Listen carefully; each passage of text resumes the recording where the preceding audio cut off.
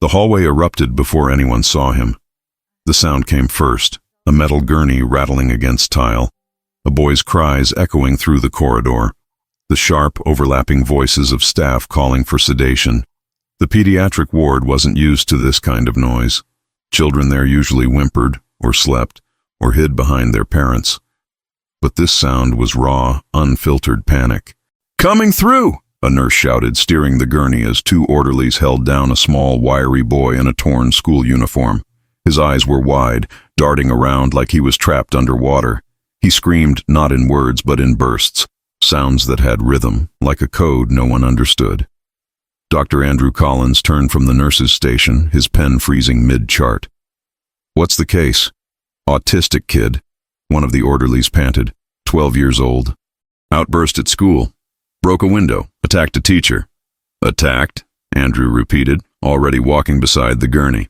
"With what?" "His hands," the orderly said, like the detail didn't matter. "Principal called it violent behavior." They turned into observation room 2. The boy's grandmother stumbled in behind them, small, gray-haired, her face streaked with tears. "Please don't tie him down. He doesn't understand what's happening." "He's a danger to himself," another nurse said firmly, preparing a restraint. Dr. Collins stopped her. "Hold on." His voice was calm, but it cut through the commotion. "Let's breathe for a second." The boy had curled against the gurney rail, trembling, eyes locked on the overhead fluorescent light that flickered every few seconds. Each blink of the bulb made him flinch, his fingers digging into the sheet. Andrew turned to the nurse. "Turn that light off."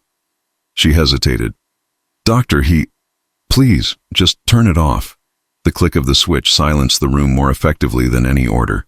The boy's cries softened into sharp, shaky breaths. He covered his ears, rocking back and forth, his gaze finally breaking from the ceiling. Andrew crouched down beside him. "Hey, buddy," he said softly. "My name's Andrew. You're safe now, okay? No one's going to hurt you." The boy didn't answer, didn't look, but his shoulders stopped trembling. The grandmother stepped closer, voice shaking. "His name's Thomas. He doesn't talk much, but he hears everything. Please don't send him away. They said they might send him to a psych ward." Andrew looked at her, saw exhaustion carved deep into the lines of her face. "Let's not decide anything yet," he said. Moments later, the attending physician entered, Dr. Harris, a man whose years in the ER had drained all trace of softness from his voice. "Collins, what's going on?" "Possible sensory overload," Andrew replied. "Not aggression." Dr. Harris frowned. "He broke a window and hit a teacher." Andrew stood up. "He was probably trying to escape something, not someone." "Either way," Harris said, scribbling on a clipboard, "protocol says we transfer psychiatric within 24 hours. Andrew watched as Harris left without another word. The grandmother sank into a chair, holding her bag tightly to her chest. "He's not crazy," she whispered. "He just panics when things change. He needs his schedule. He needs to know what's next.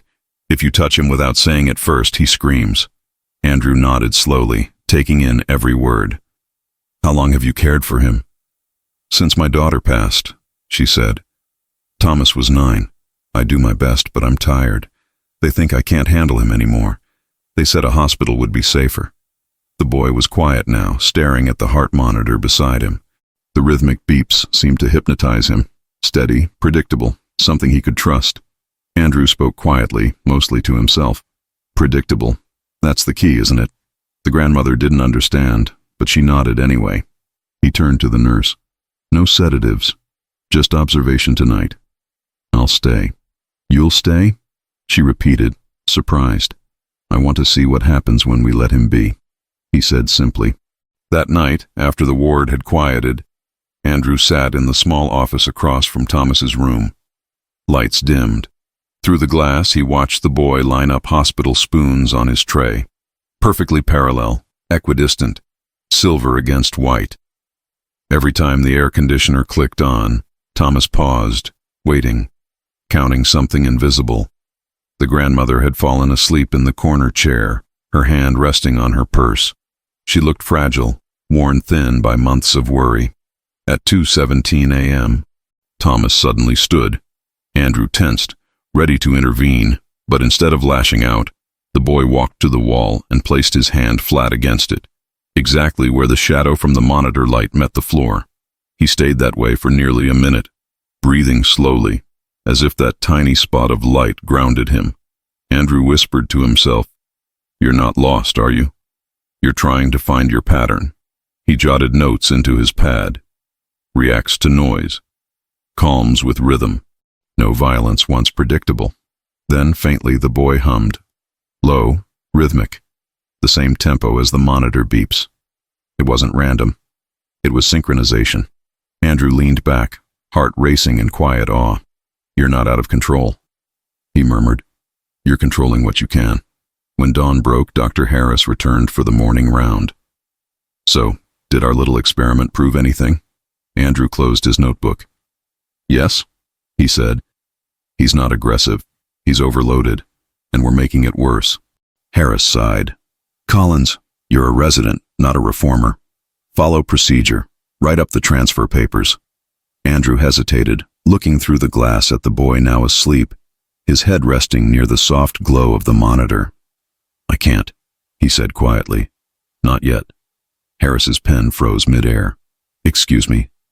I'm not signing until I understand him," Andrew said. The older doctor glared at him for a long moment, then muttered, "You'll burn yourself out, Collins. This isn't charity work." As Harris left, the grandmother opened her eyes, her voice faint. "Will they take him away?"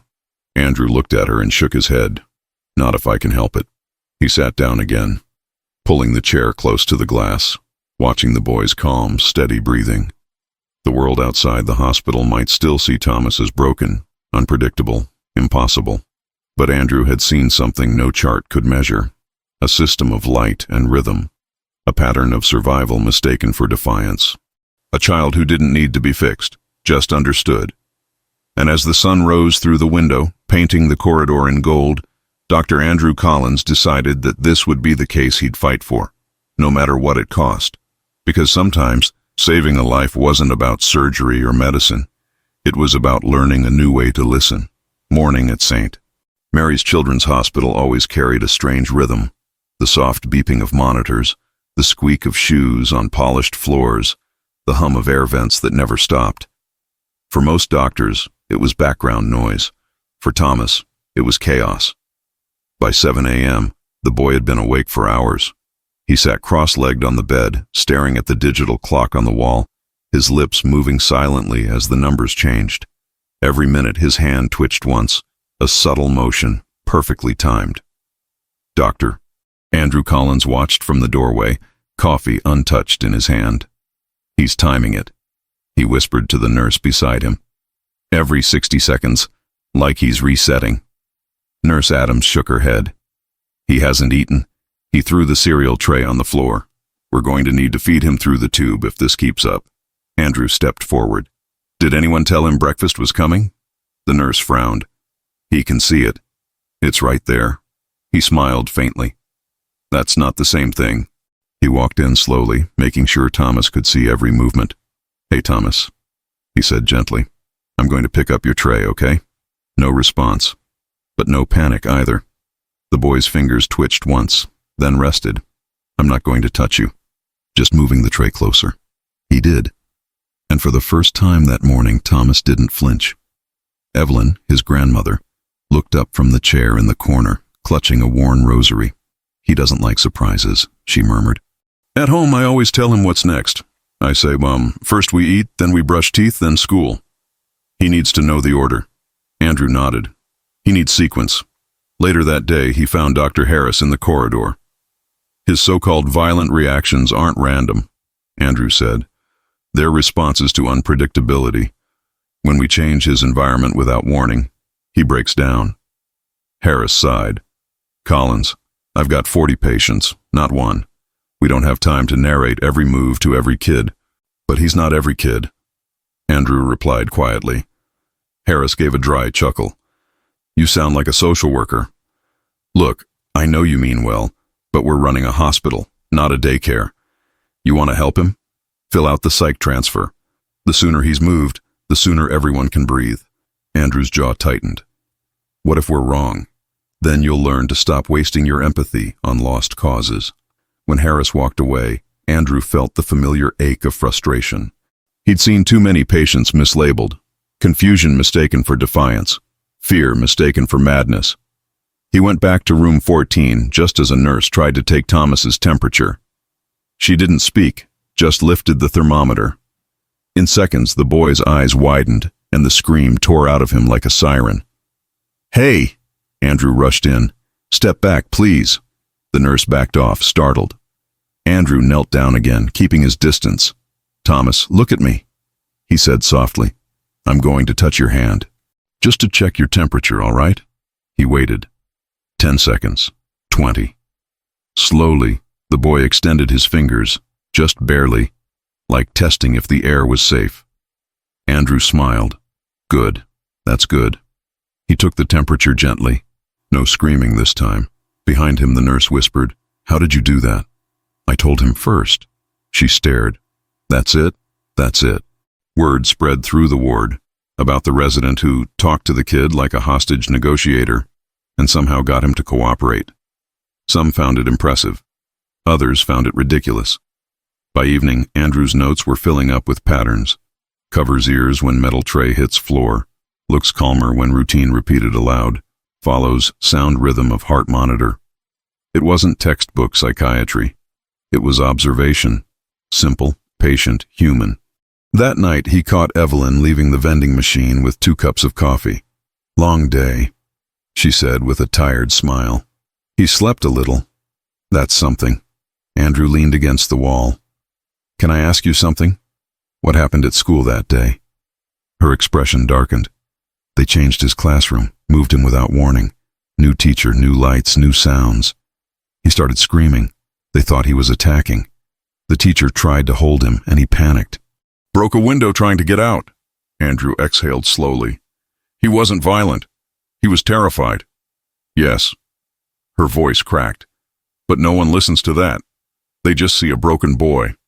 Later, in the dim quiet of his office, Andrew typed up a report, his own, unofficial one. He titled it, "Preliminary Observations, Patient T. Reed, Sensory Predictability and Response Control." Halfway through writing, a nurse knocked. "Doctor, you should see this." He followed her back to room 14. Thomas was awake, standing by the window. He had collected every hospital wristband the nurses had given him, old ones, different colors, and arranged them on the windowsill in a perfect spectrum. White, yellow, blue, green, red, each color equidistant from the next. Andrew whispered, "He's organizing chaos." The nurse tilted her head. "What do you mean?" "He's building order," Andrew said. "That's what calms him. Predictable colors, fixed spacing. It's how he keeps the world quiet." Evelyn stirred in her chair. "He always lines things up. Socks, pencils, plates. It's his way." Andrew crouched near the window. "Thomas," he said softly, "can I ask you something?" The boy didn't answer. His eyes traced the bands like a code. Andrew continued anyway. "If I tell you what I'm about to do before I do it, does that help?" Thomas blinked, twice, then once, then twice again. It wasn't random. Andrew wrote it down, heart pounding. "That's a yes," he whispered. He stayed there long after the others had gone, thinking of how easily fear could masquerade as defiance when no one took the time to explain. The next morning, Harris cornered him again. "Collins, I read your notes. You're overcomplicating this. The kid's just unstable." Andrew met his gaze evenly. "No, doctor, we are. We're the unstable ones, changing everything around him and expecting him to stay still." Harris snorted. "You're young. You'll learn." But as he walked away, Andrew looked once more through the glass at Thomas, the boy now tracing invisible lines in the air, peaceful for the first time in days. He whispered to himself, almost a vow, "I'm going to prove that understanding him isn't a waste of time. It's the start of everything." And in that quiet hospital room, surrounded by sterile light and the hum of machines, the idea began to take shape. Small, simple, revolutionary. A protocol, not written for the hospital, written for the world that never warned him before it touched. The next morning began with fluorescent light and confusion. The hospital had just rolled out its new pediatric safety policy: fresh gowns, updated wristbands, a new color coding system for identification. To the administrators, it was progress. To Thomas Reed, it was chaos. When Dr. Collins entered room 14, he immediately felt something off. The air was sharp, tense. The nurse on duty looked pale. "What happened?" he asked. She pointed toward the corner of the room. Thomas was crouched on the floor, both hands gripping his head, rocking violently. His breathing came in short bursts, his lips pressed into a trembling line. The bright blue gown they'd dressed him in hung awkwardly off his shoulders. Too new, too stiff, too wrong. He started screaming the moment we changed him. The nurse whispered, "We thought maybe the tag was itchy, so we cut it off, but he—" Andrew didn't wait. He dropped to one knee beside the boy. "Thomas," he said, voice low, steady. "It's okay. It's me, Andrew. You're safe." But the boy didn't seem to hear. His fingers clawed at the fabric like it was fire. "Where's his old gown?" The nurse blinked. "We threw it in the laundry." "Get it back, now." 5 minutes later, they returned with the faded white hospital gown he'd worn since admission. Wrinkled, soft, familiar. Andrew held it up. "Thomas, I'm going to give you this one back, okay? The white one you know." The boy froze mid-rock, his eyes flicking to the old gown. He stopped clawing, stopped trembling. When Andrew placed it near him, Thomas snatched it and pressed it to his chest like a lifeline. Within seconds, his breathing steadied. Silence reclaimed the room. The nurse exhaled shakily. That can't be coincidence." Andrew looked at her, his voice a whisper of conviction. "No, it's predictability." He turned toward the window, the morning sun casting lines across his notebook as he began writing furiously. Observation. Behavioral escalation directly tied to change in sensory environment. Color, texture, smell. Resolution achieved through restoration of familiar stimuli. Hypothesis. Anticipation prevents overload. For the first time, the words, "The Thomas Protocol," appeared on the page. Later that afternoon, Andrew stood before Dr. Harris in the staff lounge, report in hand. "This isn't behavioral," he said. "It's neurological. He's not defiant. He's disoriented. He panics when we change variables without notice." Harris didn't even glance at the papers. "You're suggesting we brief every autistic patient on what color their bed sheets will be? You'd have the whole ward talking to walls." Andrew kept his tone calm. "I'm suggesting we respect their need for consistency. A 2-sentence warning could prevent hours of chaos." "Collins," Harris said, rubbing his forehead, "we don't have time for this kind of idealism. Do you know how many kids we see a day?" "I know exactly how many," Andrew replied. "And I know how many we traumatize because we don't take 5 seconds to explain." The room fell silent. Harris gave a tired sigh. "You're young. You still think empathy fixes things. Write your report. Just don't make it official." Andrew left the lounge shaking with quiet anger. It wasn't idealism. It was decency. That night, he returned to Thomas's room to find the boy sitting upright, calmer than he'd ever been. The grandmother, Evelyn, was softly humming an old church song in the corner. "Evening, Mrs. Reed," Andrew said gently. "How's he been?" She smiled faintly. "Better. He didn't scream when they checked his IV this time. The nurse told him first." Andrew felt something warm rise in his chest. "That's all it takes," he murmured. Evelyn looked down at her hands. "You're the first one who talks to him, not about him." He pulled a chair closer. "Can I ask you something? Did you ever notice what makes him panic?" She nodded slowly. "Anything that changes without warning. The bus coming early, a new toothbrush. Once I moved his cereal bowl from the left side of the sink to the right.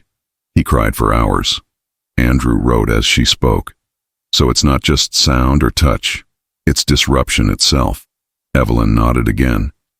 "He doesn't need things to stay the same. He just needs to know when they won't." The words struck Andrew like a revelation. He repeated them softly. "He doesn't need things to stay the same. He just needs to know when they won't." That sentence became the cornerstone of everything that followed. In the following days, Andrew quietly began testing his theory with Thomas.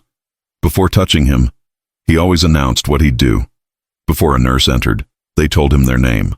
When lights had to be adjusted, Andrew counted down aloud. 3, 2, 1, and something miraculous happened. There were no more meltdowns. For the first time, Thomas let the nurse check his blood pressure. He accepted his medication without struggle. He even walked the hallway holding his grandmother's hand, something she hadn't seen in years. Word spread quickly through the staff. Some scoffed, others watched, curious. By the end of the week, Andrew's experiment had become an unspoken ritual. Nurses began narrating small actions automatically. "Thomas, I'm going to open the curtain now." And he listened, calmly. Harris called it luck. Andrew called it proof. On the 7th day, a visiting administrator arrived for inspection. He saw Thomas sitting quietly, stacking tongue depressors in a perfect line. The boy looked up, met Andrew's eyes, and gave a single nod. His quiet thank you. Later that night, Andrew sat alone in the break room, reviewing his notes. Page after page of small, consistent miracles.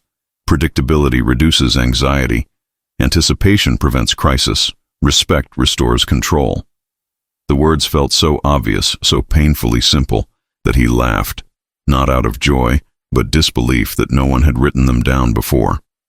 He scribbled a title across the top of the final page: The Thomas Protocol, Preliminary Guidelines for Predictable Care in Autistic Patients. And below it, one rule, underlined 3 times: always warn, always anticipate, always respect. At midnight, as he walked past room 14 one last time, he paused at the glass. Thomas was asleep, the old white gown folded neatly beside his pillow. Evelyn was snoring softly in her chair. The monitors glowed a steady green. For the first time since the boy had arrived, there was no alarm, no crying, no chaos, only peace. Andrew whispered, "We're getting somewhere, kid." And though the boy couldn't hear him, it didn't matter. The proof was right there, in the silence. By Monday, the quiet miracle had become a problem. Not for Thomas, for the hospital. In a system built on hierarchy, a young resident rewriting the rules was rarely welcome. Word of Collins's protocol had spread beyond the ward, passed along in whispers and eye rolls. Some called it naive, others dangerous. The chief of pediatrics demanded a meeting. "Dr. Collins," said Dr. Harris, standing at the end of a long conference table, "You've been running unapproved interventions." Andrew sat upright, calm but tense. "I've been preventing trauma." The chief adjusted her glasses. "By letting a child dictate hospital procedure?" "By giving him 5 seconds of warning," Andrew corrected. "It's not rebellion, it's respect." The room fell into that sterile silence, unique to hospitals, the kind where everyone hears the heartbeat in their own ears. The chief sighed. "You're not wrong to care, Dr. Collins, but hospitals run on standardization. If every patient required a custom approach, we'd collapse." Andrew leaned forward. "Maybe collapsing is better than ignoring what doesn't fit the standard." Dr. Harris cut in. "Enough philosophy. File your report, Collins. The transfer to psychiatric stands. The grandmother's been notified." Andrew's jaw clenched. "She doesn't want that. Her opinion isn't medical," Harris snapped. "Yours barely is." The meeting ended in silence. That evening, Andrew walked back to room 14, still hearing the echo of those words. Barely medical, barely relevant. Inside, Evelyn sat on the edge of the bed, folding her grandson's clothes into a small bag. Her hands shook. "They said he has to go," she whispered, "to another facility. I asked if I could visit, and they said maybe once a week." Thomas was sitting in the corner, humming softly, unaware. He had arranged tongue depressors in a perfect spiral, small concentric circles radiating outward like a galaxy. Andrew felt something break inside him. "Mrs. Reed," he said quietly, "if you trust me, don't sign anything yet." She looked up, eyes wet. "They said it's final." "Nothing's final until it's done," he replied. He stayed that night again, against orders.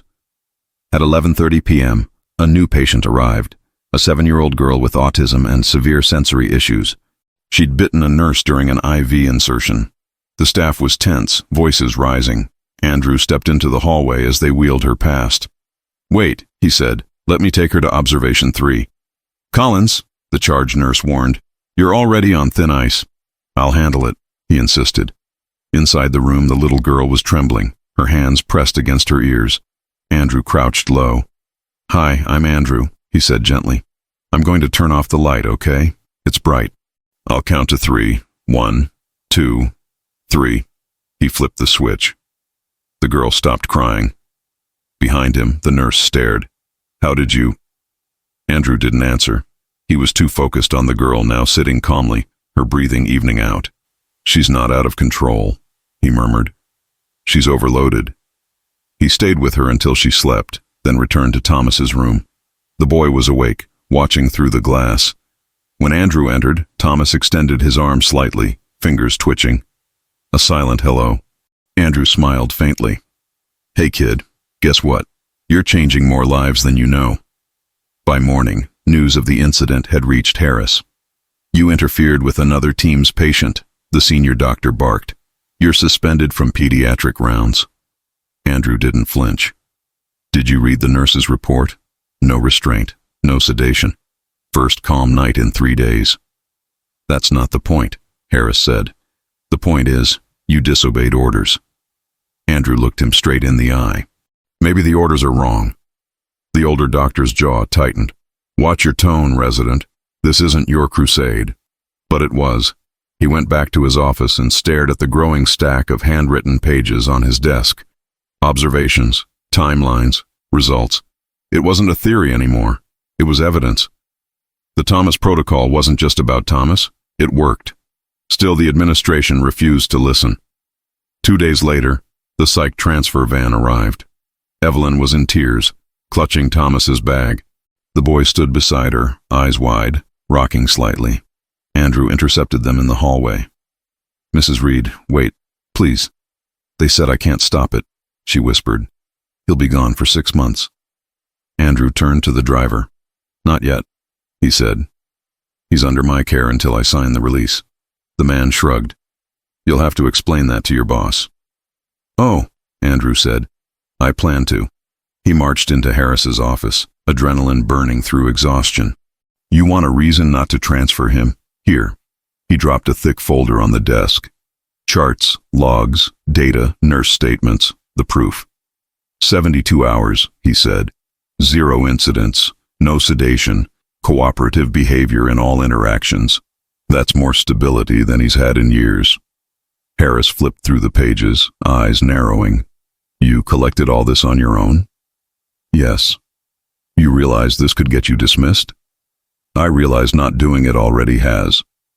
For the first time, Harris hesitated. Even if I wanted to back you, the board won't accept a resident's unverified study. Then verify it, Andrew said. Observe him yourself. After a long silence, Harris agreed, reluctantly. That evening, both doctors entered room 14. Thomas was sitting on the bed, quietly lining up plastic cups. Andrew spoke softly. Thomas, this is Dr. Harris. He's going to sit with us for a few minutes, okay? The boy froze, then, after a pause, resumed arranging. Harris watched in silence as Andrew narrated every action. Thomas, I'm going to open the curtain now. It'll be brighter. 1, 2, 3. No screaming, no panic. For 15 minutes, the boy remained calm. Harris finally said, Remarkable. Andrew exhaled. It's not remarkable. It's humanity. The senior doctor didn't reply. He just left the room without a word. Later that night, Andrew sat with Evelyn outside the ward. You bought him time, she said softly. He smiled. We're not done yet. But the reprieve was short-lived. 2 days later, a new policy memo arrived from administration. Effective immediately, all unapproved patient procedures are suspended pending review. Resident Andrew Collins is to cease experimental protocols or face termination. Andrew read it twice, then folded it neatly into his coat pocket. He walked to the ward one last time, looked through the glass at Thomas asleep, the faint hum of the monitor glowing against his face. I'm not giving up, he whispered, even if I have to leave this place to make them see. And in that quiet moment, under the sterile hospital light, he realized something. Sometimes progress doesn't begin with permission. It begins with defiance. Rules are easy to write. harder to obey. When the memo banning unapproved protocols arrived, most of the staff pretended to follow it. But on the pediatric floor, something had already shifted. The nurses had seen the difference, not in charts or graphs, but in silence. Fewer screams, fewer alarms, fewer bruises on small wrists. They didn't need permission to keep doing what worked, so they did, quietly. "Thomas, I'm going to clean your IV now." "Thomas, I'm walking behind you." "Thomas, I'm turning the lights on in 3, 2, 1. And every time the boy remained calm. The pattern held. The room that had once been the ward's loudest had become its calmest. Andrew noticed it one morning as he passed the doorway. The boy was drawing circles with his finger on the blanket. Not chaotic, not nervous, just rhythmic. Evelyn sat beside him, humming softly. Peace looked fragile there, like glass, but it was real. "Morning, Mrs. Reed," he said. She smiled. "He's been sleeping through the night. That hasn't happened in years." Andrew nodded, fighting the ache in his throat. "We'll make it last." But the hospital wasn't ready for change. Progress rarely comes wrapped in a memo. It arrives in conflict. 3 days later, a new nurse joined the shift, young, efficient, unaware of what had been happening on the ward. Her first patient was Thomas. She walked in briskly, clipboard in hand. "Time for vitals," she said. No warning, no countdown.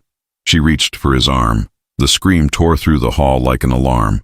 The monitors spiked, the heart rate soared. The crash cart alarm triggered in reflex. Within seconds, 2 orderlies rushed in. Evelyn froze in terror. Andrew heard the sound from across the wing and ran. "Stop! Don't touch him!" He pushed through the crowd, knelt by the bed. "Thomas," he said gently over the noise. "It's okay, I'm here. I'm not going to touch you yet. I'll tell you first. Just breathe with me, okay?" He counted. 1, 2, 3. The boy's breathing slowed. His fists unclenched. The room went still. Everyone stood frozen, the chaos dissolving into stunned silence. Andrew looked up at the nurse, his voice calm but firm. "You didn't do anything wrong. You just didn't give him time." Her eyes filled with tears. "I didn't know." "I know," he said. "That's the point." Later that evening, Dr. Harris appeared at the nurses' station, face pale. "What happened out there?" Andrew handed him the incident report. A sensory overload, caused by a lack of warning, resolved without restraint. Harris read it slowly, the corners of his mouth tightening. "He could have hurt someone." "He didn't," Andrew said, "because we gave him control back." The older man didn't reply. He simply folded the paper and walked away. But that night, Harris returned to the ward alone. He stood outside Thomas's room, watching the boy sleep. No restraints, no machines blaring, just quiet breathing and soft light. The kind of calm you can't fake. He stayed there for almost 10 minutes before leaving, saying nothing. The next morning, the same nurse who had triggered the incident walked up to Andrew. "I tried it with another patient," she said. "Autistic girl, room 19. I told her every step before I touched her." No screaming. No fight. Andrew smiled faintly. That's how it starts. Within a week, others followed. The word protocol spread. Unofficial, whispered, unacknowledged. But everywhere it touched, things got better. The hospital still refused to make it official, but the data spoke louder than titles. Incidents involving autistic patients dropped by 70% in less than a month. Nurses who once dreaded certain rooms now volunteered for them. The difference wasn't medical, it was human. Dr. Collins documented everything, every observation, every metric, every story. He sent it to Harris. The reply came in the form of silence, but silence, Andrew had learned, was progress. Then, one Friday afternoon, the test came. A code blue echoed through the intercom. Pediatric wing, room 11. Andrew and Harris sprinted down the corridor. Inside, a teenage boy with severe autism was thrashing, pulling at his IV, knocking over equipment. 2 nurses were trying to hold him down, panic in their eyes. "Don't!" Andrew shouted. "Everyone back off." The boy's mother was crying in the corner. "He doesn't know where he is." Andrew crouched low, keeping his voice steady. "Hey, Jacob. My name's Andrew. I'm not going to touch you, okay? Not yet. I'm going to move this tube so you can breathe better. I'll count to 3. 1, 2, 3. The boy stopped fighting. His chest heaved, but the wildness faded. Andrew slowly adjusted the tube. Good. That's good. You're safe. Behind him, Harris watched in disbelief. The nurses froze, watching the impossible unfold. Within minutes, the crisis ended. No restraint, no injection, no blood. Just stillness. Harris approached quietly. You've seen this work before? Andrew nodded. Every time. The older doctor exhaled. You may have just changed how we treat an entire population. Andrew smiled, exhausted. I didn't change them. I changed us. That evening, as the sun set through the hospital's western windows, Harris called an emergency meeting with the department heads. He began without preamble. We've been wrong. Collins's methods aren't theory, they're results. I want this implemented across pediatrics immediately. The room buzzed with disbelief. Are you saying we name it after him? One administrator asked. Harris shook his head. No, name it after the boy who taught us. The silence that followed was thick, reverent. Someone wrote the words on the whiteboard. The Thomas Protocol. The next morning, printed sheets appeared on every bulletin board in the ward. Effective immediately. The Thomas Protocol will be adopted in all pediatric units involving neurodiverse patients. Key principles: warn, anticipate, respect. Evelyn cried when she read it. She held the paper to her chest like scripture. Andrew just stood there, staring at the black letters, feeling the weight of what they meant. The rule he'd written in defiance was now official policy. He walked back to room 14. Thomas was sitting by the window, eyes half closed, humming softly to the steady pulse of the monitors. Hey kid, Andrew whispered. You did it. Thomas blinked once. Calm, deliberate. A rhythm of understanding. And for the first time, Andrew let himself smile, not the tired one he gave the staff, but the real one. The one that came from knowing he'd done something that would outlive him. He closed his notebook and wrote the final entry. Day 28. The Thomas Protocol is no longer mine. It belongs to everyone who ever needed a warning before being touched by the world. Hospitals rarely felt quiet, but that morning, the pediatric wing at St. Mary's was wrapped in an uncommon stillness. It wasn't the sterile silence of fear. It was the kind that follows after a storm, when everyone finally exhales. Outside room 14, a laminated plaque had been mounted overnight. The Thomas Protocol, established 2025. Always warn, always anticipate, always respect. Dr. Andrew Collins stood in front of it, coffee forgotten in his hand, staring at the black letters like they were unreal.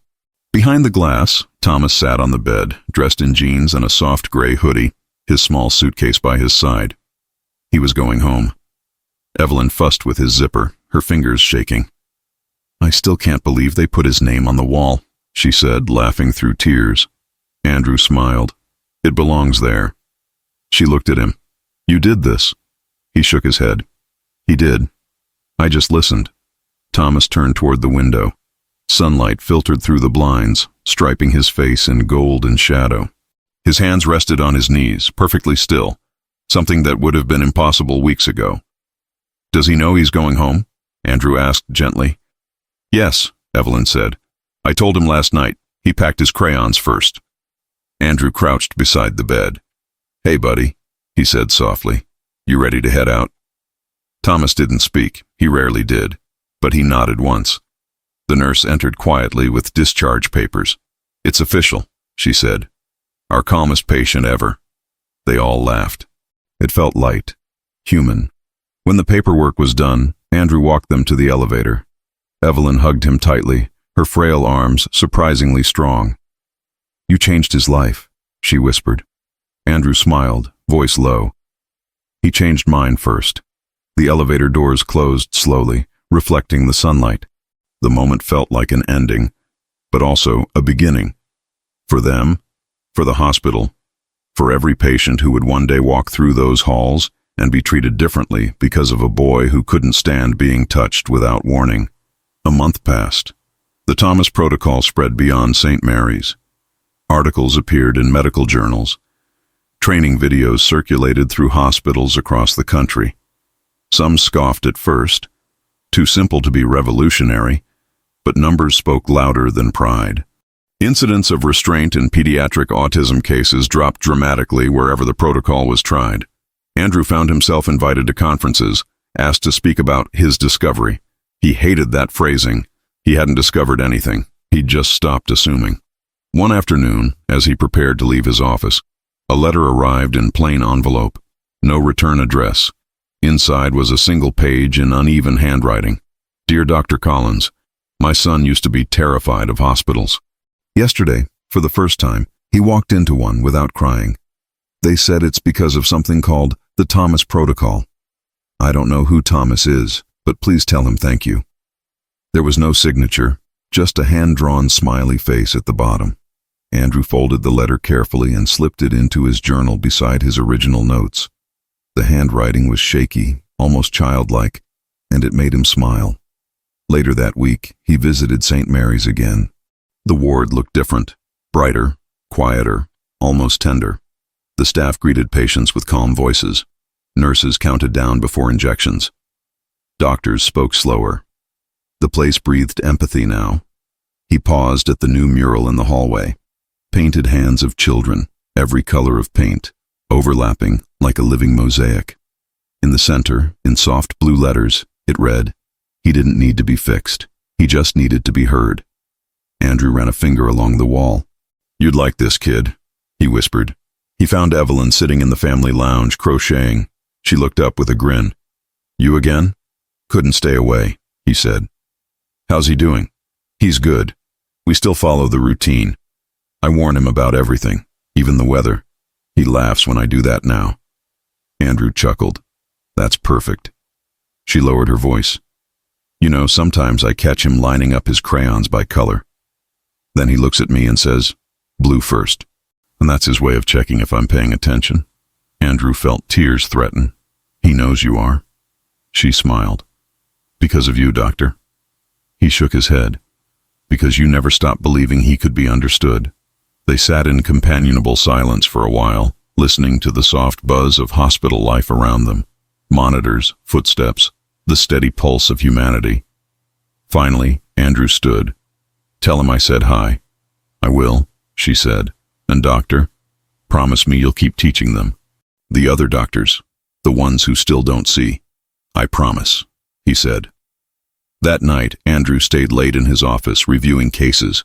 The city outside the window glowed in scattered lights, each one blinking at a different rhythm.